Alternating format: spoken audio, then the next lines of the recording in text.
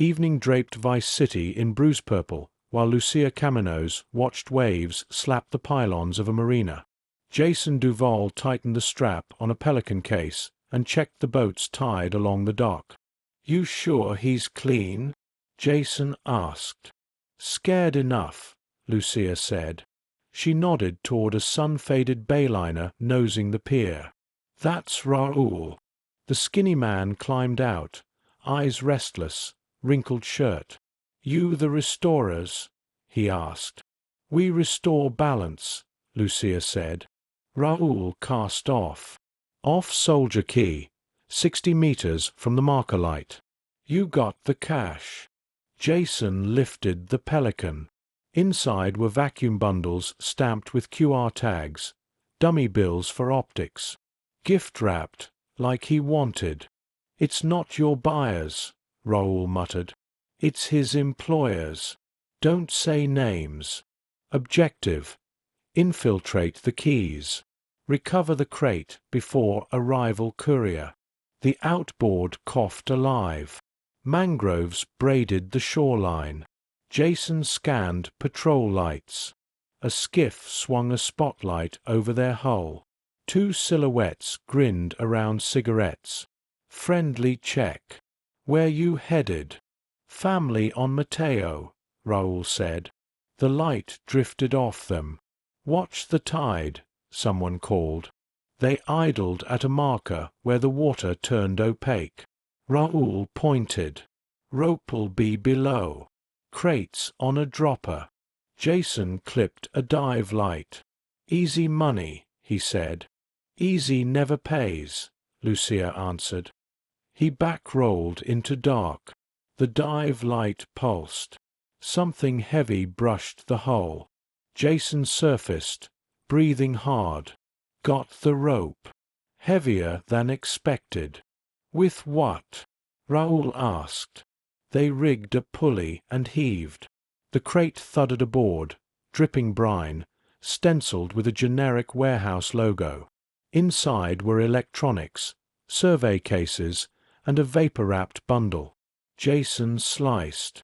Gold ingots, stamped in Cyrillic. Raoul's throat clicked.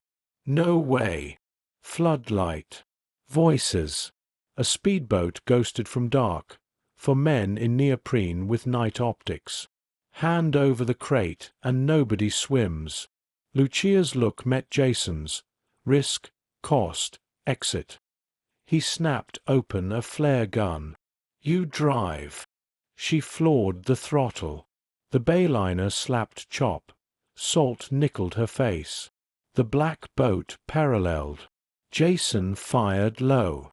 The flare tore canvas. The pursuers regrouped. "They'll radio friends," Raoul said. Lucia cut across a flat so skinny the prop kissed sand, then into a tunnel of roots. The speedboat tried to follow and grounded hard, men shouting. She cut the engine. Rain hid them under leaves. Jason leaned close. Missions changed. Delivering this paints targets. Lucia watched rain bead on gold. The weight promised escape and debt. "We deliver it to ourselves," she said. "But first we vanish. Objective updated. Lose the heat. Stash the crate. Survive the storm." They drifted into a shallow basin with crab pots and a half-sunk skiff. A fisherman's shack leaned on stilts, lit only by a flickering solar bulb. "Cal used to crash here," Jason said. "Nobody checks it." They heaved the ingots into a bait cooler, threw cast nets over it, and slid it under the deck. Raoul looked sick. "You're stealing from people who make people disappear," he said. "Borrowing," Lucia said. "With a steep interest rate." Engines combed the flats. Lucia pulled out a scanner app. Bodycam chatter bled in and out, units talking about downed lines. The storm ramped. Good cover if they moved smart. "Army taught me 2 things," Jason said. "Heavy objects make you dumb, and darkness belongs to whoever stops blinking. Prison taught me one. Lucia said, thinking of the penitentiary's humming lights. Nobody forgets who took a bite. They waited while rain stitched water into grey cloth. When the searchlights faded, Lucia exhaled. "We split," she said. "Raoul takes the boat back alone. Reports it stolen before midnight. Jason and I ghost inland and set a meet. Tomorrow we come for the cooler when the tide's high." Raoul stared. "If I go alone, they think I flipped." "Tell them we forced you," Jason said, voice easy, eyes hard. "It'll even be true." She mapped the route. A service canal to the levee road, then an abandoned storm-prep depot where Cal crashed. From there, a ride into Vice Beach among tourists. "Okay," Jason said. "New rule. No one posts, calls, or leaves a trail. The state listens." A distant whoop of sirens rolled over the flats. Lucia pocketed a single ingot. Talisman. Jason saw and didn't comment. The look he gave said he understood the arithmetic. They slipped off the deck into knee-deep water. Rain bit. Lightning forked the horizon. Raoul restarted the bayliner and pointed its nose toward the city's smeared glow. "Welcome to the good life," Jason breathed, almost a laugh. Lucia didn't answer. Good had never come without a price printed small on the back. The storm flooded Vice City in sheets, streets shining like belts feeding ocean. Lucia and Jason reached the levee road soaked to the ribs, hitching a ride in the back of a landscaping truck that smelled like wet mulch. They bailed near an abandoned storm-prep depot where roll-up doors rattled. Cal Hampton's dented hatchback hid between shipping containers, its rear window patched with tape. Cal cracked the door and squinted through rain. "What'd you two pick up?"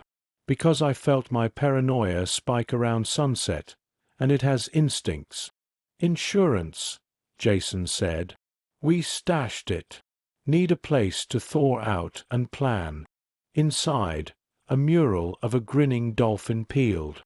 Lucia wrung water from her braid and set boundaries. "No phones. No posts. Anyone we call becomes leverage." Cal chewed a hangnail. "You know Booby Ike's people are sniffing around every marina south of Vice Beach, right? Someone pulled a crate before their courier. It wasn't the state. They don't like paying twice." Lucia felt the ingot in her pocket like a heated coin. "We'll pay a third time if we're stupid." Jason unfolded a tourist map, Vice City highlighted in pinks. "We move the gold tomorrow, before the tide exposes it. We need wheels, a quiet route to the Keys, and a clean boat." "My cousin Roxy knows a fisherman," Cal said. "Old Cuban guy keeps to himself out near Port Gellhorn.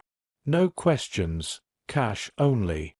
"He'll have one question," Lucia said. "Why us?" Thunder shook dust from the beams. Cal fidgeted.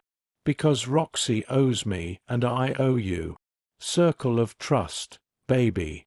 Objective: acquire wheels. Secure a boat. Avoid attention. They left at dawn. The city wore rain hangover.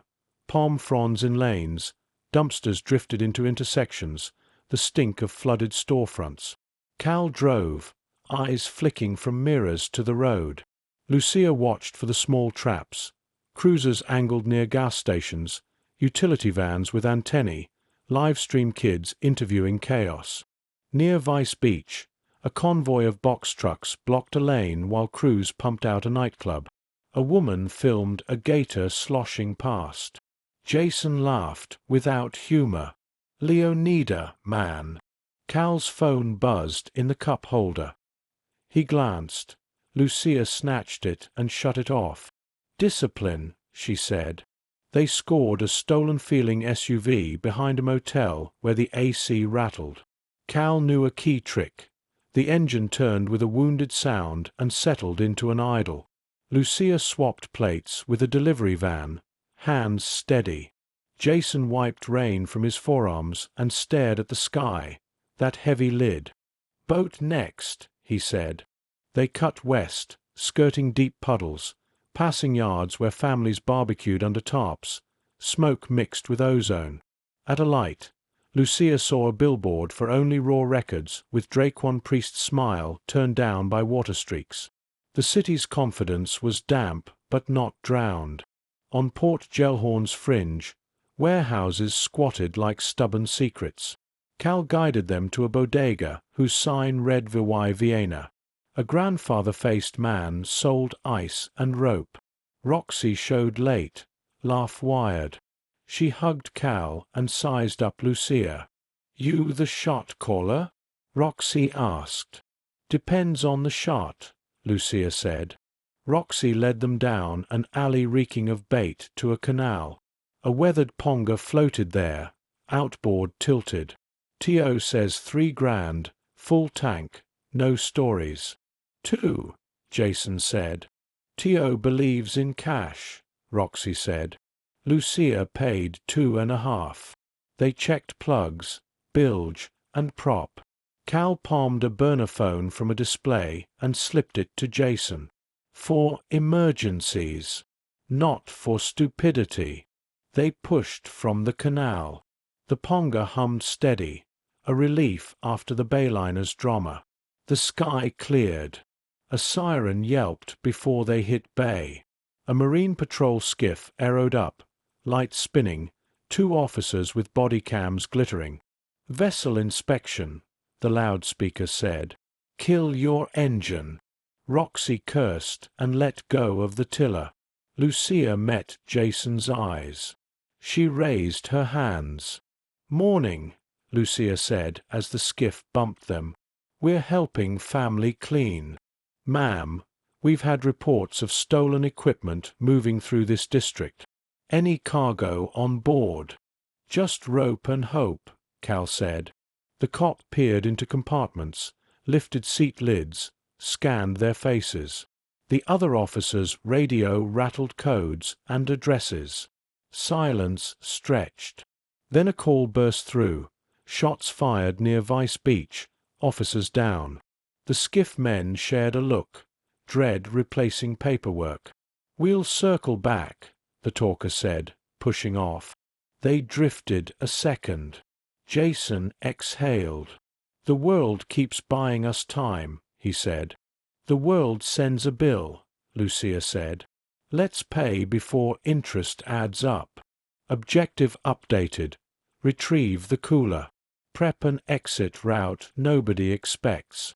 They reached the levee road by morning, humidity heavy.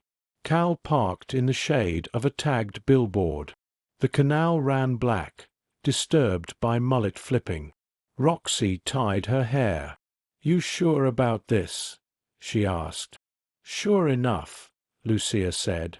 "We go quiet, no hero moves." The ponga skimmed the flats, sun shredding the storm into steam. The shack appeared where they left it, stilts speared into the shallows, solar bulb dead in daylight. But other things had changed. Fresh footprints under the deck, a cigarette butt, the smell of men who don't linger. Jason held up a fist. They drifted. He slipped overboard under the dark ribs. Lucia counted off seconds with faith. He re-emerged, eyes narrowed. "Coolers still chained," he said. "But somebody tried the lock." "Then someone knows," Cal said, voice thin. Lucia turned the ponga broadside to use its hull as cover. "We move fast. Roxy, hold us steady. Cal, watch the channel." They slid the bait cooler free, rope-burning hands, and muscled it aboard. The chain clanked. A voice floated from the mangroves, male, amused. "You left a tip for the busboy." 3 men unpeeled from the green, tan rangers with blank hats, except real rangers didn't wear subcompact pistols IWB. The talker had an ibis tattoo across his knuckles. "We're here for our employer," he said. "The one you inconvenienced." Tell your employer his courier was late, Lucia said. We're punctual. The men laughed, buying seconds. Jason measured distances. The army left him a habit of numbers. You can keep your lives, the talker said. And 1 bar. Call it tuition. Tuition where? Vice City, he said. The only college that matters. Lucia pretended to think. 1 bar buys 1 empty day, she said. We need a week. The talker's gaze slid to Jason. Your boyfriend the accountant? He counts, Lucia said. That's why I'm still breathing. A shadow cut water. All 4 of the knot rangers turned, instinct older than guns.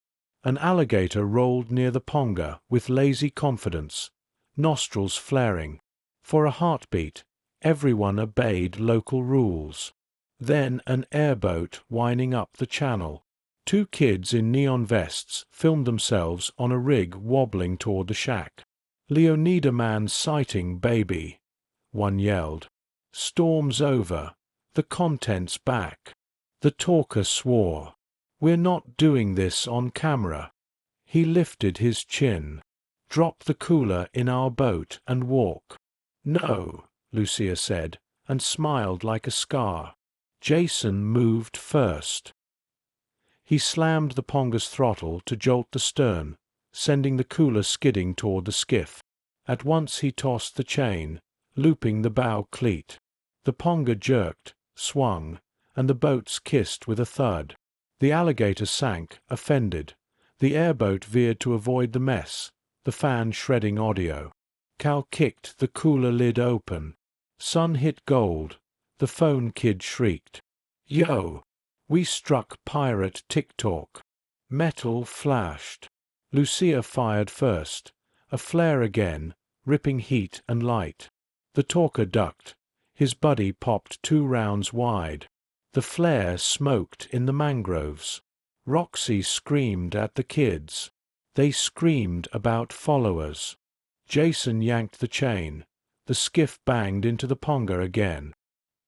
He shoved the cooler, who flung an ingot into the shallows, then another, marking a crooked breadcrumb line. What are you doing? Cal yelped. Buying chaos, Lucia said. Pick up what matters when they chase scraps. They'll still shoot, Jason said.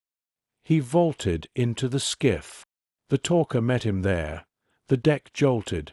They clinched, breath close. Numbers finishing the mouth.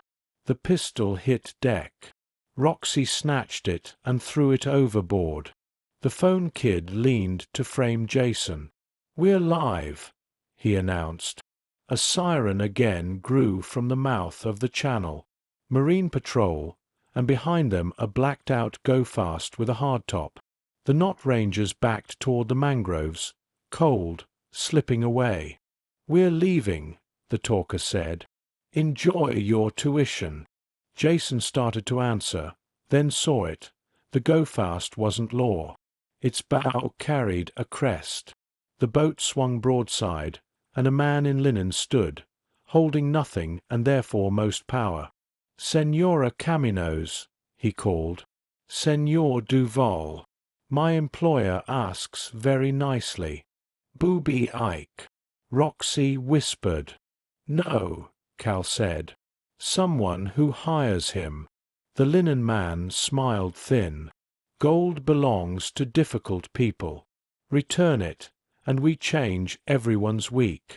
Lucia licked salt. Buying time. What if we already spent it? If the internet eats my bar, I come back hungry. Objective updated. Decide who to owe. Escape a channel where every exit is watched. They met the linen man on waterfront rebar. A sail's banner flapping. Rebar stood.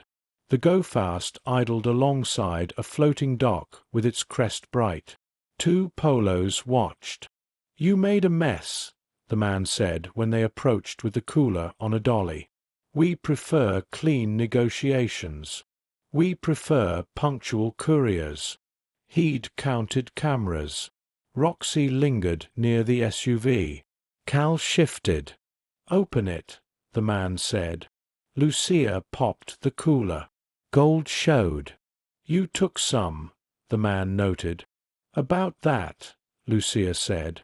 "You're chasing the wrong signal." "We threw some," Lucia said.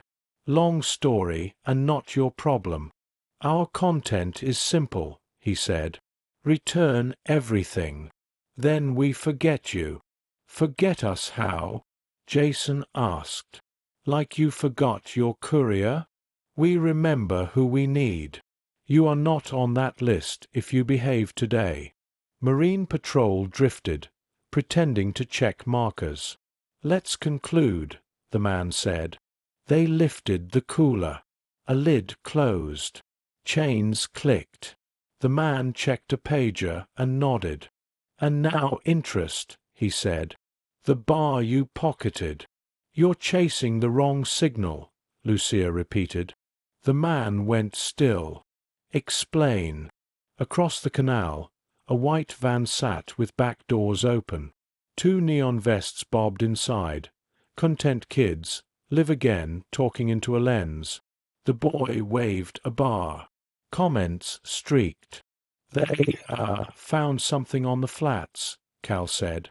"And then something found them. You fed them." "They fed themselves," Lucia said.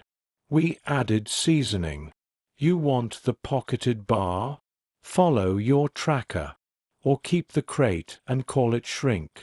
The man's comm cracked. "What tracker?" Jason gave him a look. "Come on. Cereals, isotope tag, embedded RFID. Take your pick. Careful people don't move anonymous gold." One Polo frowned. Marine Patrol pretended not to see. "Here's the math," Lucia said. "We return what we took. You stop carrying. You chase influencers for the rest. Everyone goes home with their teeth. Keep the lesson." He signaled. The go-fast left. Marine Patrol chose that moment to engine over, asking all to vacate. The timing looked like coincidence. Roxy sagged. Jason rolled his shoulders. "We done?" she asked. "We're never done," Lucia said. "But we're not dead." They drove inland through streets with puddles. Roxy peeled off. Cal insisted on coffee, then changed his mind. Jason steered toward a motel. Lucia muted the news. Clips already clipped. Headline: "Gator Gold." The boy was crying happy, the girl rehearsing. Comments argued about cereals. She set the burner down and pulled the bar from her pocket. It was scuffed and smelled like the sea. "I thought you gave it up," Cal said. "No," Lucia said. "I gave them up." She flipped the bar. A tiny notch caught light. Jason pried. A pepper flake of electronics rolled onto the dresser. So there was a tracker. "There was one," Jason said. He looked at Lucia. "You plan all of that?" "No," Lucia said. "I assumed careful people are predictable, and that Leonida loves a spectacle." Both paid off. Live aerial on TV. A white van boxed by SUVs. The neon vests stood on the curb, hands up. Officers handled the gold carefully. A comment flashed. "Yo, they swatted TikTok."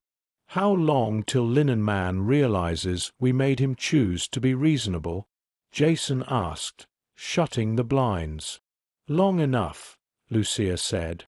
She slid the bar into a zip bag behind the toilet tank. "Which?" "We stop being someone else's errand." Objective: new campaign. Use old rules only when they help. Upgrade friends, upgrade exits. Night deepened, crickets arguing, base migrating through walls. Somewhere across the city, a linen man reported to a voice none of them would meet. explaining a bar would reappear soon. The feed faded to a weather map. Lucia lay back on the cheap bed, the mission fading. Jason's hand found hers. The bar sat hidden, loud. Outside, Vice City exhaled.